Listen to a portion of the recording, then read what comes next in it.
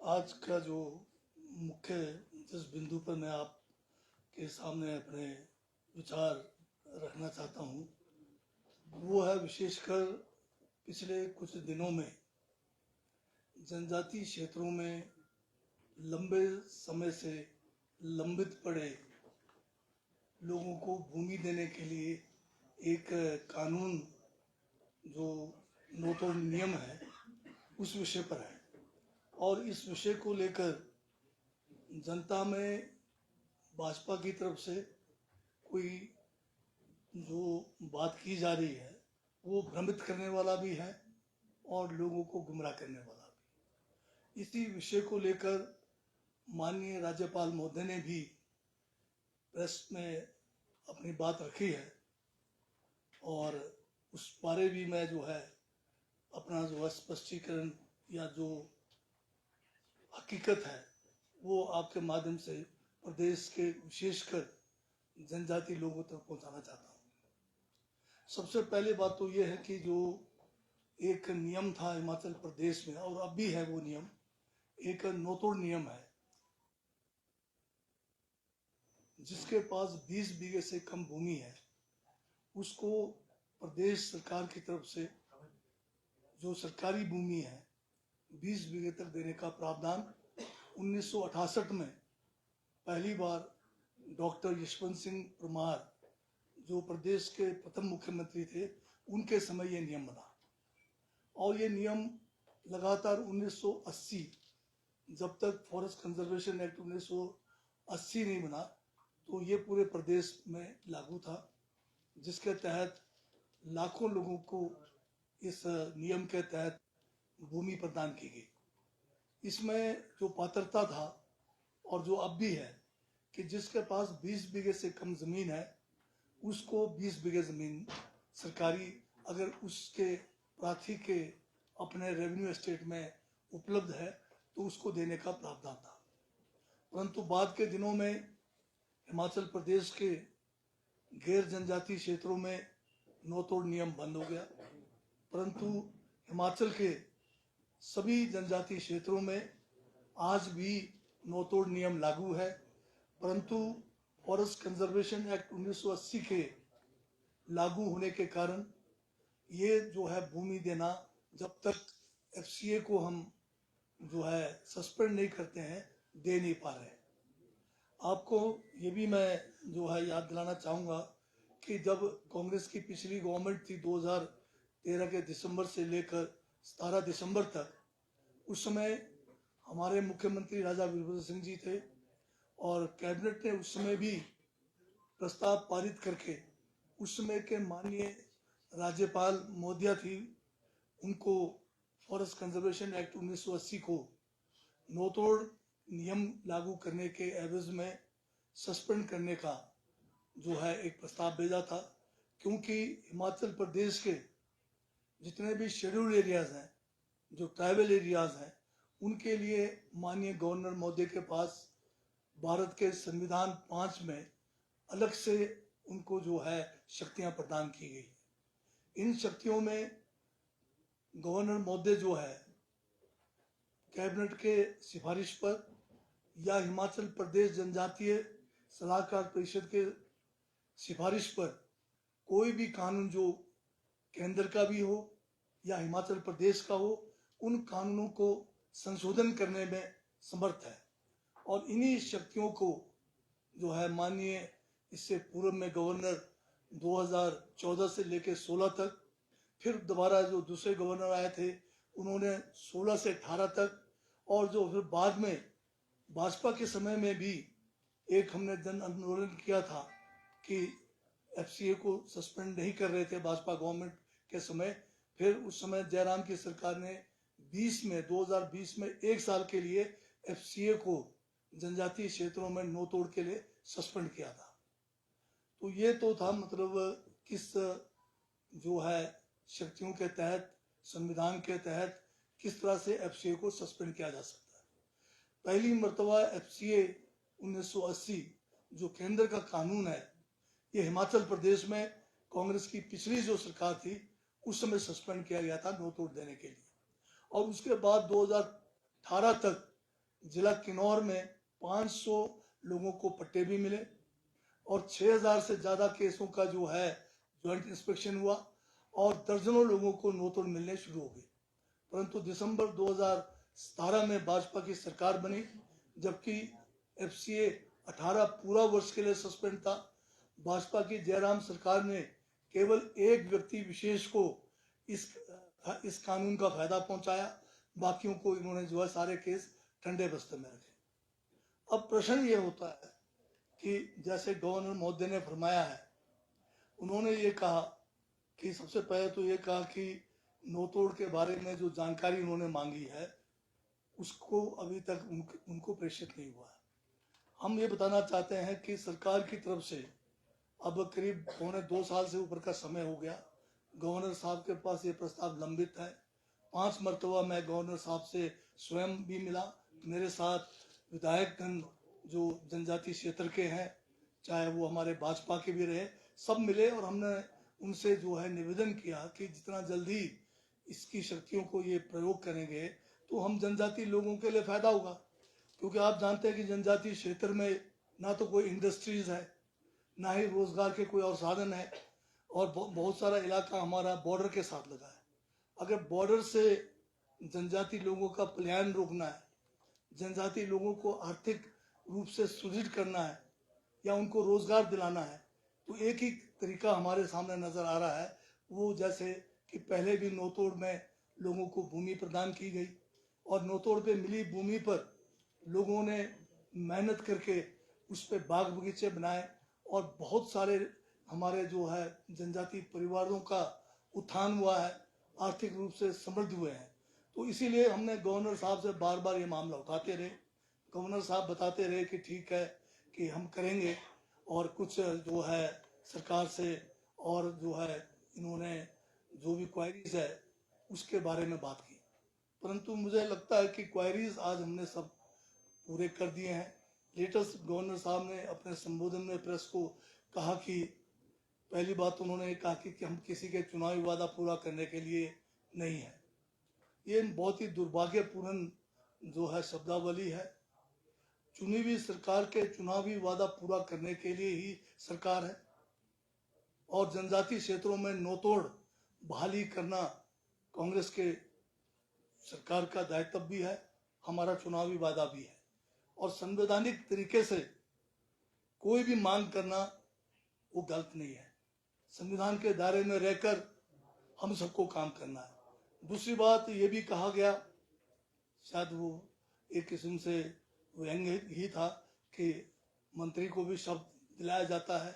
जहां तक शब्द की बात है, जितने भी लोग हम संवैधानिक पदों पर बैठे हैं, चाहे वो मंत्री हैं, चाहे हम विधायक हैं, चाहे मुख्यमंत्री हैं, चाहे गवर्नर महोदय हैं, सभी को संविधान की शपथ लेना पड़ता है और उस शपथ में यह भी कहा हमें लेना पड़ता है कि हम निष्पक्ष होकर जो है काम करेंगे। तो मेरा अगर ये कहना था कि अगर हमारी बात नहीं सुनी जा रही है, लोकतंत्र में हर एक को अधिकार है अपनी बात रखने का और लोकतांत्रिक तरीके से अपनी बात मनवाने का भी जो है हर एक को संविधान अधिकार देता है। तो मैंने इसमें किसी भी किस्म से गवर्नर महोदय का ना ही उनके ऑफिस का अनादर किया है।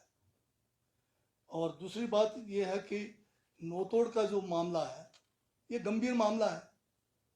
आप देख रहे हैं कि आज पलायन जो है बॉर्डर एरिया से हो रहा है। एक तरफ केंद्र सरकार कहती है कि बॉर्डर एरिया से लोगों का पलायन रोकने के लिए हम वाइब्रेंट विलेज स्कीम लाए हैं, जबकि कांग्रेस के समय पहले ही एक स्कीम थी हमारी BADP, बॉर्डर एरिया डेवलपमेंट जो है प्लान, जिसमें सभी बॉर्डर इलाके के लोगों को, चाहे वो हमारे चाइना के बॉर्डर पे लोग हैं, चाहे पाकिस्तान के एरिया के में है या बांग्लादेश है, सभी बॉर्डर इलाके के लिए बहुत बजट का प्रावधान था। परंतु भाजपा की केंद्र की सरकार ने पिछले 4 सालों से BADP का पैसा बंद कर दिया और फिर एक नई स्कीम लेके आए जिसका नाम इन्होंने वाइब्रेंट विलेज रखा। पिछले बार जब लोकसभा के चुनाव थे, हर वाइब्रेंट विलेज में केंद्र से मंत्रीगण आए, एक एक दिन इन्होंने वाइब्रेंट विलेजेस में लगाए। हमने जो है 700 करोड़ से ज्यादा का वाइब्रेंट विलेजेस के स्कीम केंद्र को प्रेषित किया है, परंतु अफसोस है कि आज की तारीख में एक भी पैसा अभी तक वाइब्रेंट विलेज का, हमारे खासकर हिमाचल प्रदेश के विलेजेस का, वाइब्रेंट विलेजेस का केंद्र सरकार ने जो है हमें नहीं दिया है। इसके साथ में भाजपा के कुछ हमारे नेतागण, जिसमें नेता प्रतिपक्ष जयराम ठाकुर ने भी बड़ी सीख दी है। मैं ये पूछना चाहता हूँ भाजपा के नेताओं से, आप लोग क्या जनजाति लोगों को नोतोड़ में भूमि देने के खिलाफ हैं? जो वक्तव्य आप लोग दे रहे हैं उससे तो ये लगता है, और आपके समय में 5 साल में आपने जनजाति सलाहकार परिषद की एक बैठक की, जब कानून बना नोतोड़ देने का, उसमें भी सिर्फ केवल एक व्यक्ति विशेष को नोतोड़ दिया। तो इससे स्पष्ट होता है कि भाजपा जो है जनजातियों के विरोधी है। और जहां तक ये कह रहे हैं कि जयराम जी कहते हैं कि मुख्यमंत्री से गुहार लगा रहे हैं आपके माध्यम से, प्रेस के माध्यम से, कि अपने जो है मंत्रियों को जो है संभाल के रखिए। जयराम जी, हमें आप सीख ना दें। हमें मालूम है कि हमें संविधान के दायरे में रहकर किस तरह से जनता के मांगों को पूरा करना है, अपने चुनावी वादों को पूरा करना है। हमें चाटुकारिता का काम नहीं करना है।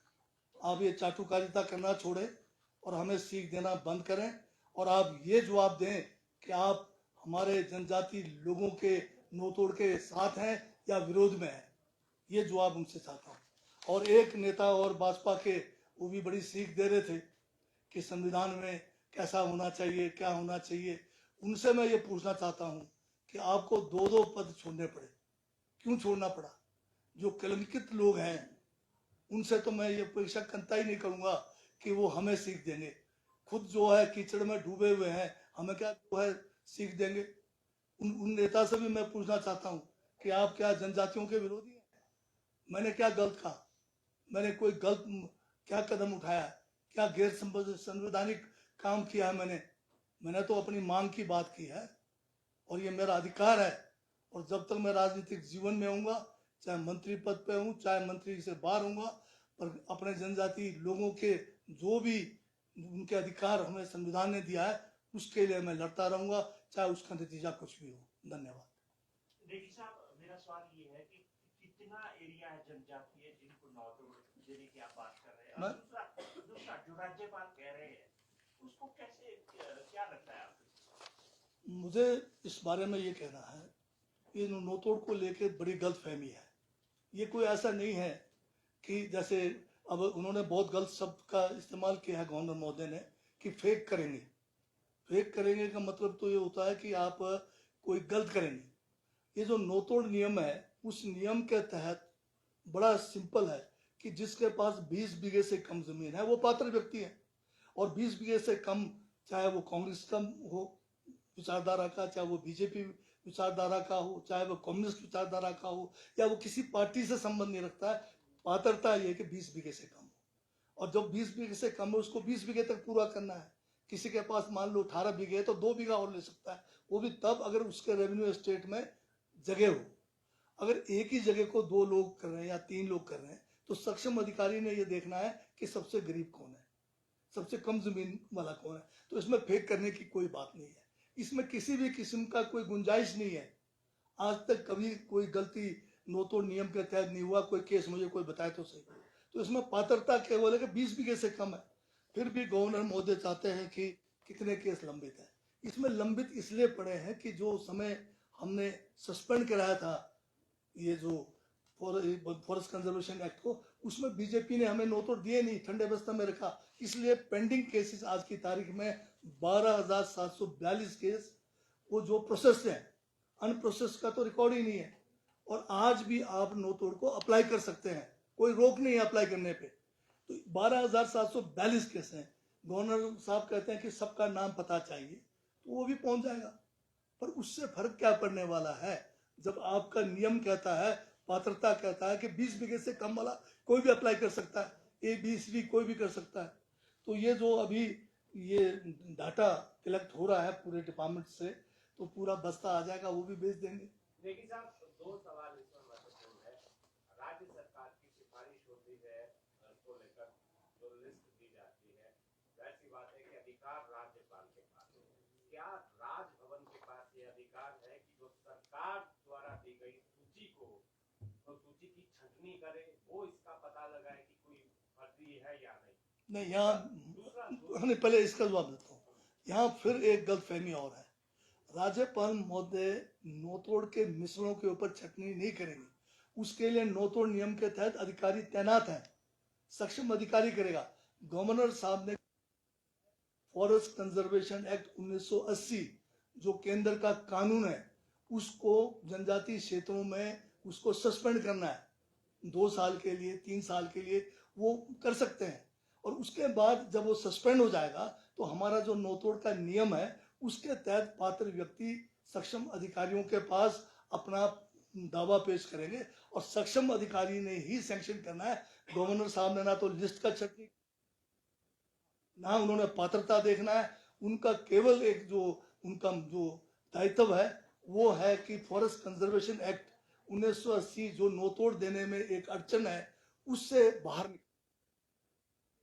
गवर्नर महोदय के पास संविधान के अनुच्छेद 5 के तहत जनजातीय क्षेत्रों के लिए कानून संशोधन करने का भी पूरा उनको दिया हुआ है। हम वही गुहार उनसे लगा रहे हैं। जो प्रस्ताव है कितने साल के लिए अभी तक छूट मांग रहे हैं? हम तो गवर्नर साहब से प्रथम उसमें 2 साल के लिए मांग रहे हैं। तो 2 साल में हम जो, क्योंकि ये केसेस पेंडिंग भी पड़े हैं, लोग नया अप्लाई भी करना चाहते हैं, तो क्योंकि अप्लाई करने के लिए अभी भी रोक नहीं है, पर सैंक्शन करने के लिए इसलिए रोक है क्योंकि 1980 का जो केंद्र का फॉरेस्ट कंजर्वेशन एक्ट है वो हमें अड़चन आ रहा है। और इससे पहले 3 गवर्नर महोदयों ने इसको सस्पेंड किया। उस बीच में बहुत सारे लोगों को फायदा भी हुआ। बीच में बीजेपी के समय में ठंडे बस्ते में रखे गए, उसका फायदा नहीं दिया। तभी हम कह रहे हैं कि इसको दोबारा से होना चाहिए।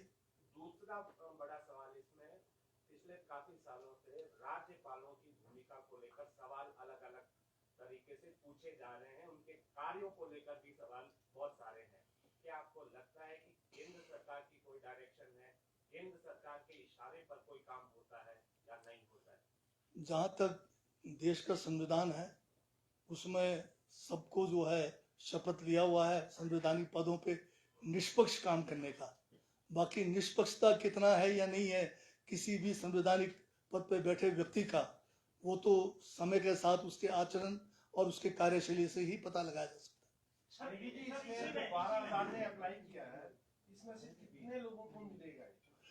इसमें मैंने जैसे आपसे फरमाया है कि एक रेवेन्यू एस्टेट में मैं मान लो एक गांव में रहता हूं जहां मेरे अपने थोड़ी बहुत जमीन है, तो मैं 20 बीघे तक के लिए अप्लाई कर सकता हूं। वहां पर वो भी ये जो है डिमार्केटेड फॉरेस्ट में नहीं, नोतोड़ नियम के तहत मैं जो है अनडिमार्केटेड फॉरेस्ट है उस पर करूंगा। अगर जगह है तो मैं ले सकता हूं, अगर जगह नहीं है तो मुझे नहीं मिलेगा, वो है इसमें।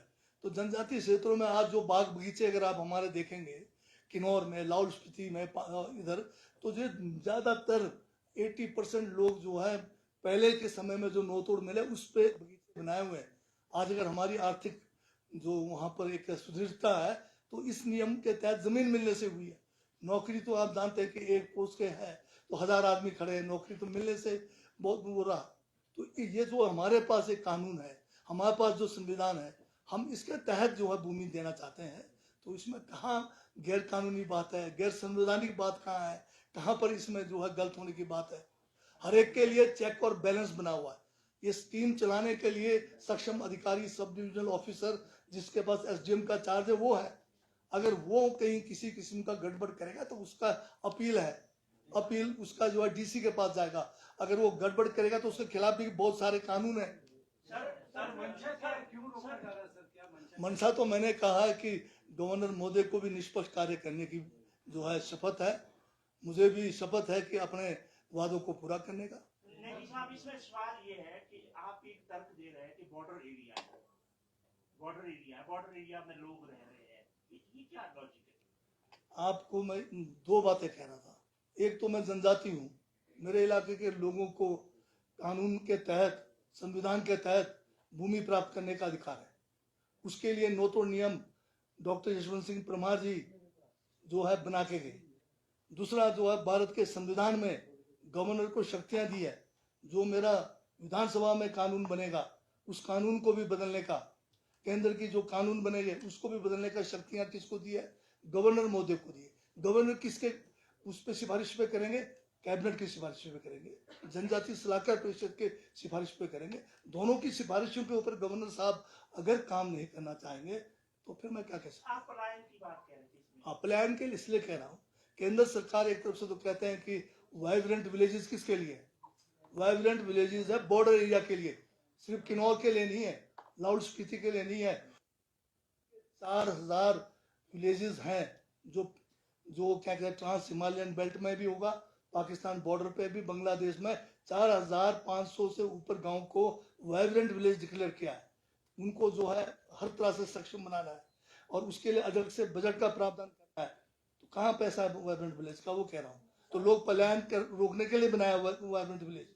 तो आप अगर वहाँ जमीनें खाली पड़ी है, आप देख रहे होंगे कि चाइना वाले हर दूसरे तीसरे दिन आगे बढ़ रहे हैं, हमारे जो है पास्चर्स को वो जो है कैप्चर कर रहे हैं। अगर वहाँ हम बाग बगीचे बना के आपकी रखवाली करें देश के जो है सेना के साथ, क्या तकलीफ है इनको किसी को? सर ये 2 जिलों में चंबल नहीं, ट्राइबल एरिया, पूरे ट्राइबल एरिया के लिए अच्छा, पांगी जो एरिया नहीं। कौन से बात कर रहे हैं? नौतोड़ की बात। हाँ, नौतोड़ की सर। नौतोड़ जनजाति इलाकों में सब में, जिसमें पांगी बरमौर भी है, लाहौल स्पीति और किन्नौर भी है।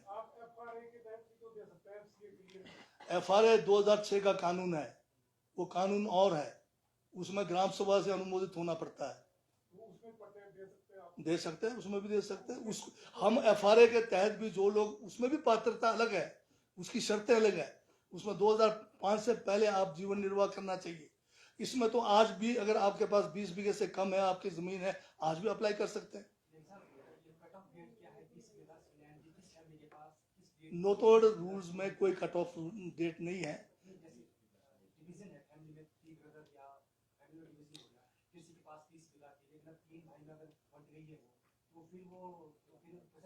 नहीं, ये आपका एक लीगल क्वेश्चन है। इसमें अगर बाई परिवार अलग रहता है, अलग आप जानते हैं पंचायती के रजिस्टर में परिवार जो अलग रहता है वो हर किस्म के जो भी बेनिफिट सरकार के उसको ले सकता है। तो मैं समझता हूँ कि जो अगर परिवार अलग रहता है तो उसको तो नेचुरली मिलेगा। उसमें ये भी कैलकुलेट होता है अगर फादर से जो प्रॉपर्टी विरासत में आना है वो कितना आना है। अगर वो 20 बीघे से नीचे है तो फिर आप पात्र हैं, आपके फादर साहब ले सकते हैं। सर 2 सालों के कार्यकाल में ये देखा गया है कि राजभवन और सरकार में लगातार टकराव बढ़ता जा रहा है, चाहे वो वाइस चांसलर की नियुक्ति को लेकर हो, अब ये नौतोड़ का मसला है। क्या आपने राज्यपाल से सामंजस्य बिठाने की कोशिश नहीं की है? तालमेल में कमी क्यों है? मैं तो सोचता हूँ मेरे से तो कोई तालमेल की कमी नहीं। 5 बार जो व्यक्ति लगातार राजभवन गया, हर मुद्दे को वहां पर मतलब जो भी इसमें क्वेरीज थी उसको अटेंड करने की बात की। अब बात यह कि केंद्र सरकार जो है वो भारतीय जनता पार्टी की है, गवर्नरों की जो नियुक्ति है वो भी केंद्र सरकार करती है। तो निष्पक्षता का जो सवाल है वो हमारे शपथ में है, अब मौके पे है या नहीं है वो बड़ा प्रश्न चिन्ह है। और सर राज्यपाल की तरफ से जो क्वेरीज लगाई गई थी वो चाहे पॉपुलेशन को लेकर हो, बॉर्डर एरियाज को लेकर हो या फिर टोटल